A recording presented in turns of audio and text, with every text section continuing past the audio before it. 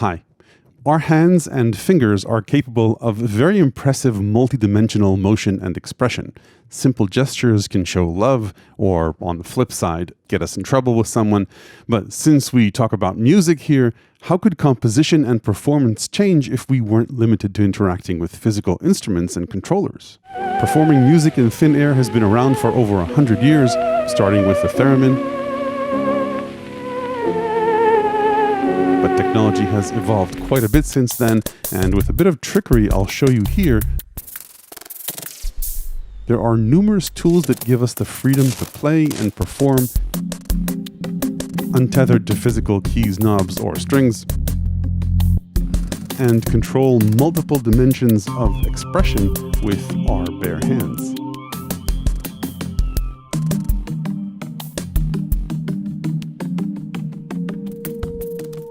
In this video, I'll explore different software and hardware tools that let you capture the motion of your hands in thin air, and then techniques to translate those motions to musical results, like playing notes or expressive sound design.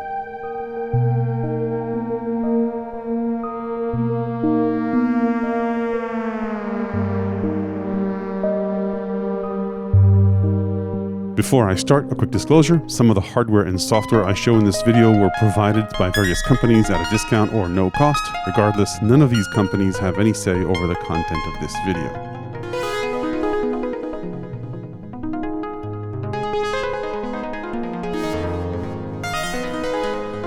Okay, let's get started. A quick and free way to get a taste of spatial performance is HANDMATE, a web MIDI browser-based tool built on top of Google's MediaPipe machine learning hand tracking. Hand tracking relies on a webcam built into your computer or one you can connect via some form of USB capture connected to a camera like I have here, so perhaps not quite totally free, but let's assume you have a device with a webcam already. To set it up, you need to choose the device you'll be capturing video from and where you'll be sending MIDI to. On a Mac, you can use the IAC driver built into the operating system so that any app can pick this MIDI up. And on Windows, you can use a free third-party software called Loop MIDI. It tracks both hands relatively nicely and can detect their X and Y position in the space captured by the camera, the continuous motion of closing or opening your hand, the distance between two index fingers, and whether your hand is upside down or not. You can choose one of the available sources for pitch bend, aftertouch, or sending out CCs. Let's go with that.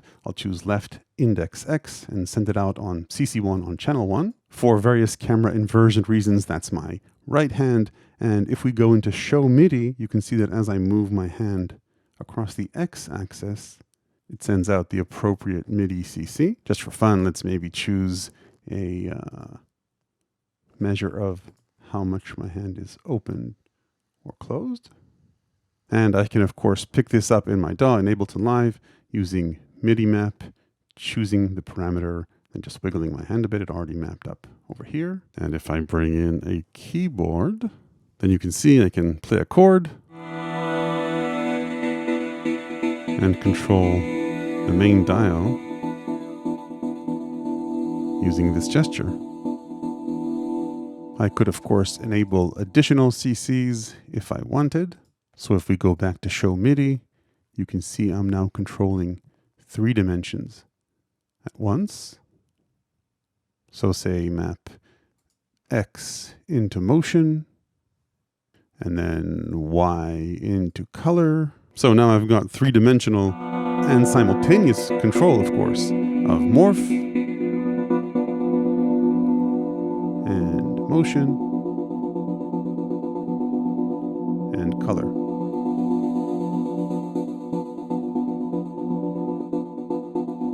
So that's a nice way to control continuous parameters, but what if we want to play notes in space, Theremin style? This particular tool has a nice feature that sends out a stream of MIDI notes whenever it sees a hand, which could get annoying. Let's first say map closing our hand to muting the note, and I map that over here to note mute in the note echo device in Ableton Live. So now it'll only play when I open my hand. And we'll certainly want to address velocity. Let's say do that with the Y axis.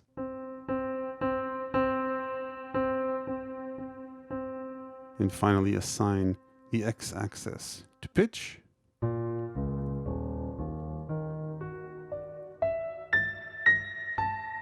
And we can change the BPM over here.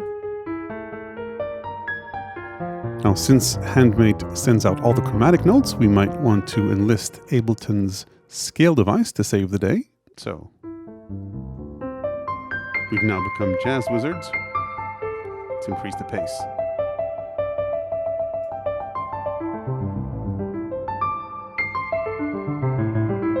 Now you'll notice the tempo isn't necessarily spot on to what's displayed on screen. Luckily, there's a Max for Live device that will quantize notes in time. So now if I get clock going over here, I'm aligned to the project's tempo. I can even get a beat going and jam along in tempo. So that's how we can quote-unquote correct linear motions in space, both to quantize to a certain scale and to a certain timing.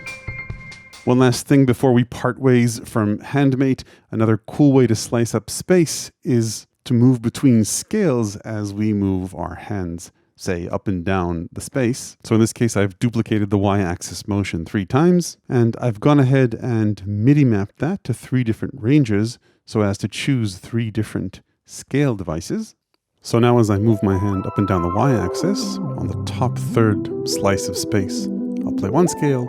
In the middle, I'll play through the notes of a second scale, and on the bottom, play through the notes of a third custom scale, or basically a chord. So a nice way to swap chords in midair, I think. So HANDMATE is nice, but limited.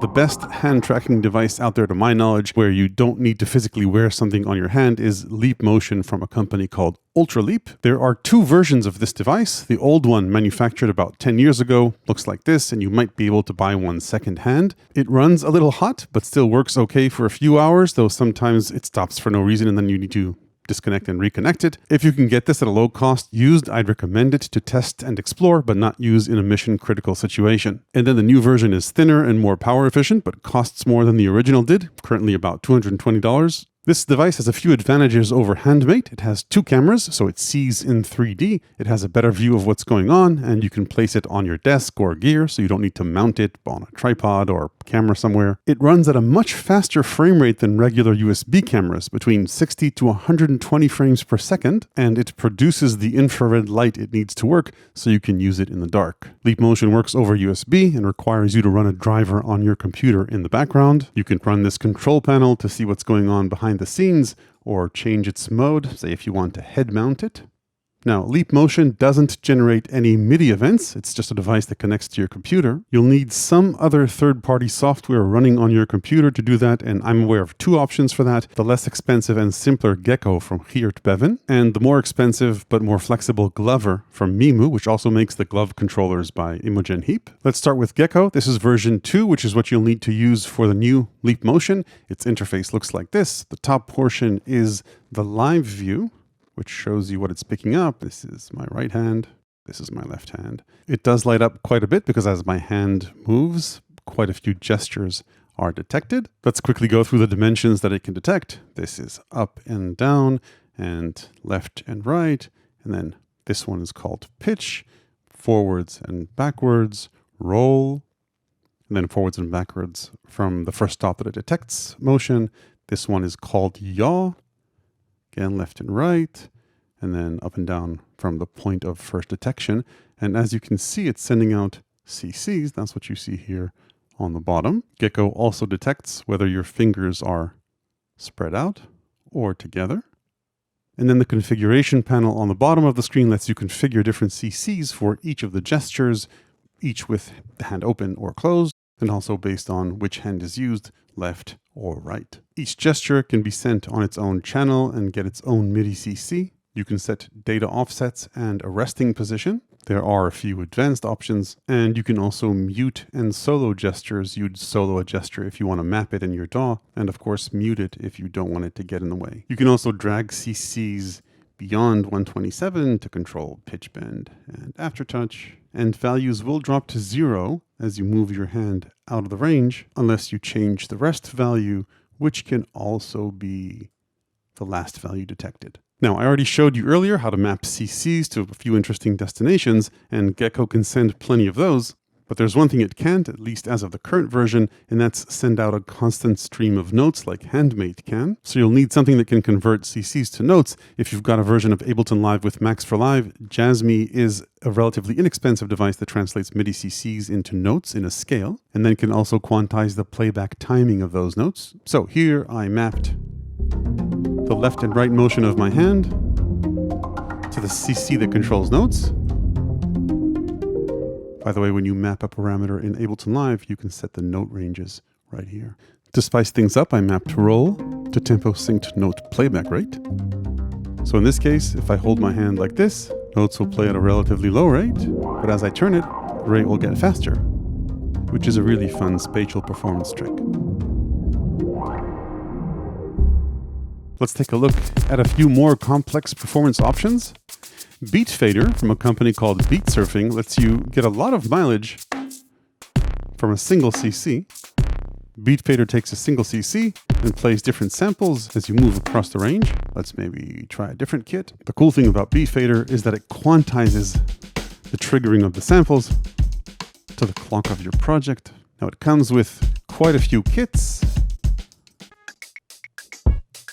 You can't customize its kits within the software, but it does send out MIDI that you can send to a drum kit. So if I turn this down and arm this track, we're no longer hearing BeatFader.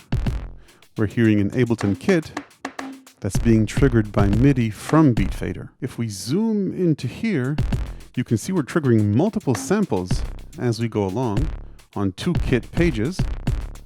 That's because besides samples for every step of the fader, it also triggers shaker samples. And when you get to the edge of a range, you can hear it cycles through different samples. So that's what's going on this page. As we hit the edge every time, you can see we're cycling through different samples. And by the way, quick tip, you can compress the range if you want to move your hand a little bit less, because this can get tiring.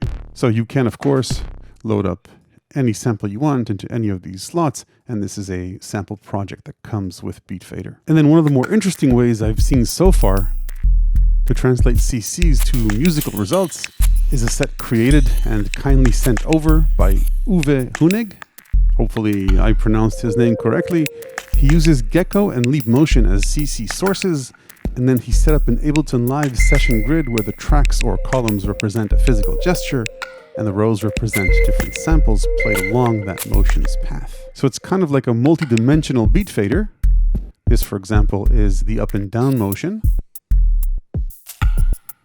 And it's being tracked, as you may have guessed, by this track. And what makes it work behind the scenes is a little device that he's making available based on another device by Tom Cosm. This takes CCs and triggers different clips based on the range written over here. You need to press recalibrate, by the way, when you first load it into a new set of tracks, and then it will trigger any clips in the group that it's in.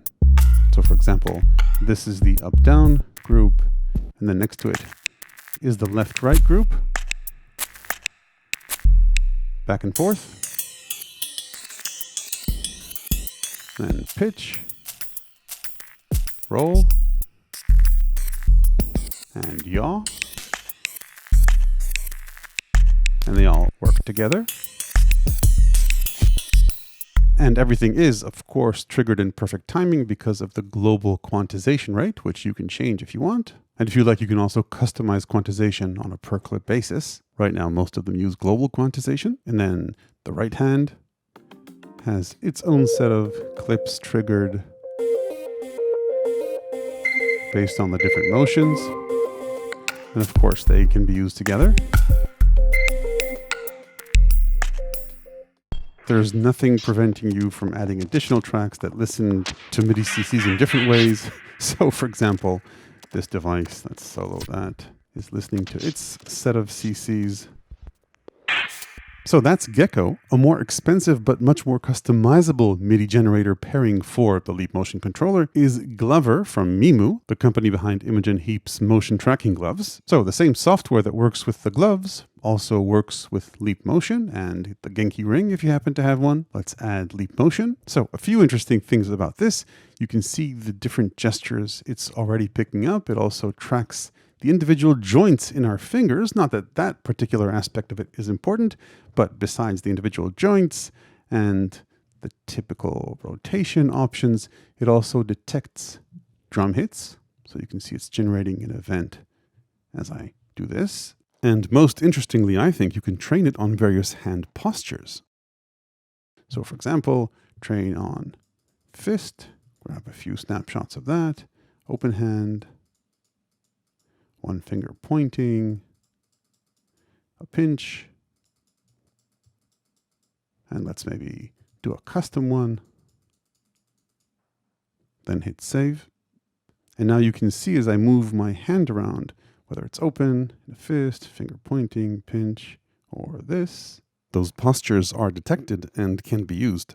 You create mappings in scenes, and each device gives you a bunch of things related to it that you can use to trigger different events. So let's say pick roll, for example, as an input. And you can see as I move my hand into the frame and roll it, how that roll is detected. But what I want to do is add a qualifier to it so that roll is only detected when I, say, do the pinch gesture, turning a knob in thin air as opposed to any other gesture. So for that, I'll go into what's called postures here, and then grab the pinch posture and add that as a qualifier. So you can see on the monitor here, it's no longer detecting roll unless I pinch my fingers together, turning my virtual knob. To make this actually do something, we map it to an output, and that output can be any one of a number of things. Let's go for MIDI, and I'm fine with CC20, and we need to link the two together. Then let's go into Ableton Live, turn on MIDI mapping, choose this, and remap it to this gesture. So now, as you can see, when I move my hand and roll it, nothing happens, but if I pinch my fingers, I can play, turn my virtual knob, and this works pretty well.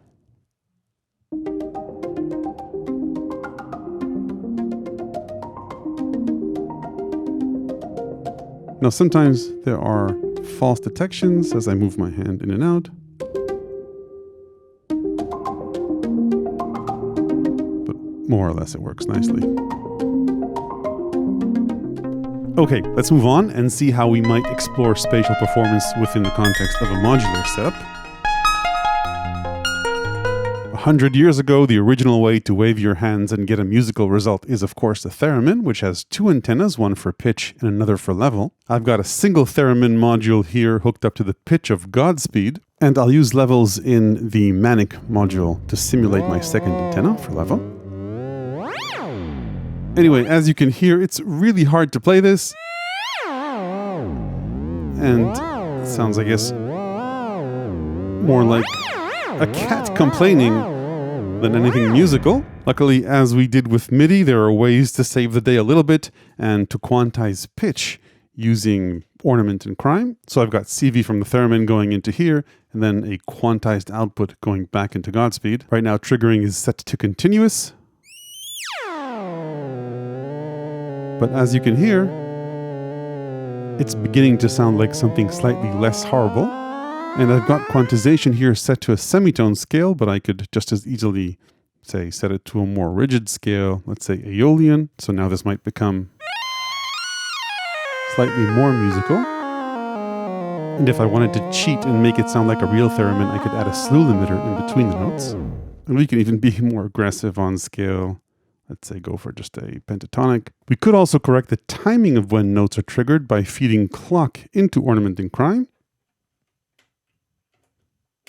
And I'll choose TR1 as trigger source. So now nothing will get triggered unless we get clock in. So now I can play in sync with whatever else is going on in the setup.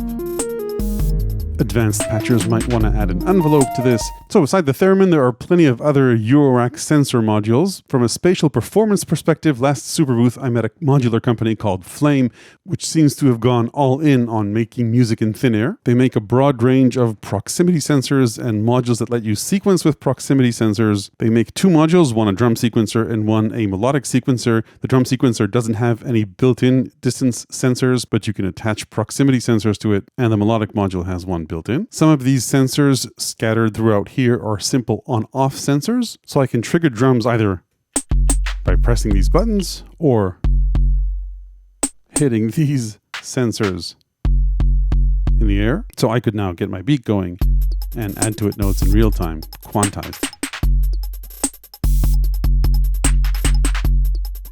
And the nice thing here is that you can set these, as you can with these buttons, to trigger any one of the drum instruments that this sequences in an external module. And these triggers can also be quantized to different timings. So for example, I've got this quantized to 16ths, but this to 4ths. And I can of course change that to something more frequent.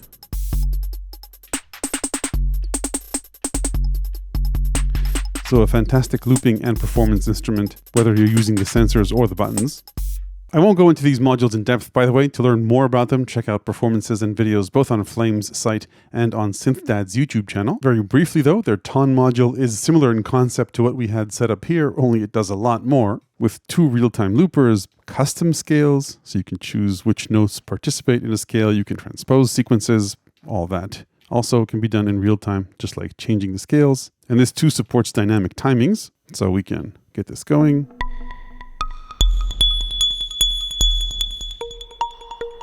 And go into beat here, have it play faster.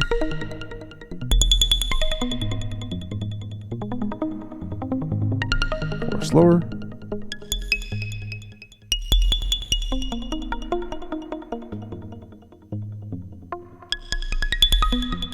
There are also interesting modes that set timings based on distance. So notes out here will play faster than notes down here.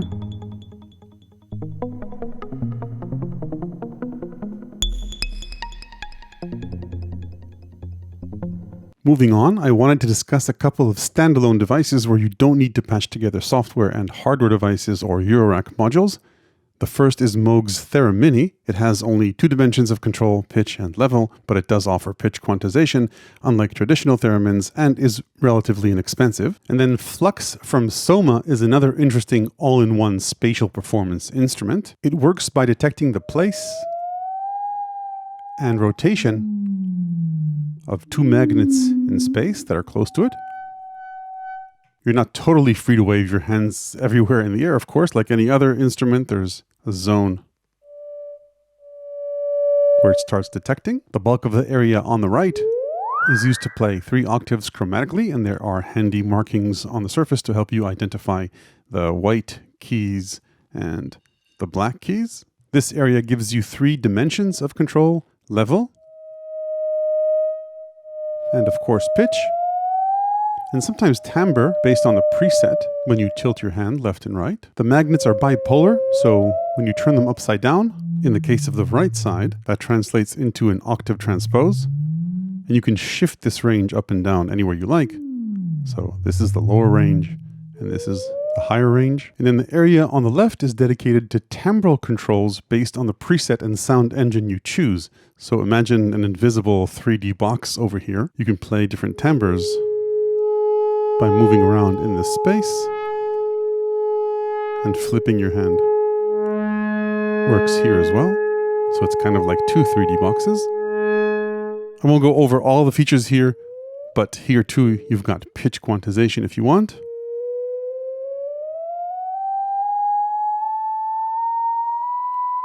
And you can determine how strong you want that to be. And if you don't want to control timbres with your left hand, you can also set this to be played duophonically.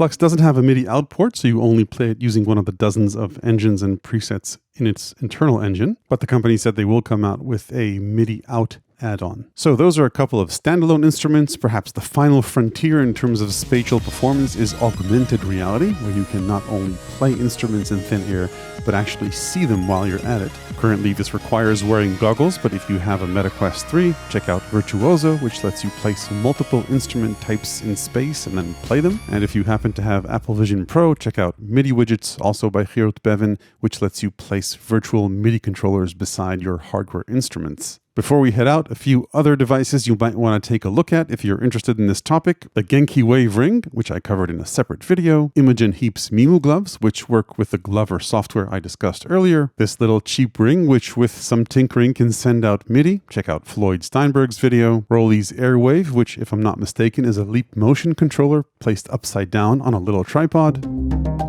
And then MIDI Blaster, which has 4 distance sensors that can send out either CCs or notes. So all that is just to name a few. I'll keep updating my book on Patreon with anything I discover after the date of this video, so if this topic interests you, you'll find more there, along with plenty of other electronic music ideas, tips, and tricks. That's it for now. Hit like if you found this video useful. Don't forget to ring the YouTube bell below if you want to make sure you don't miss the next one. Thanks for watching.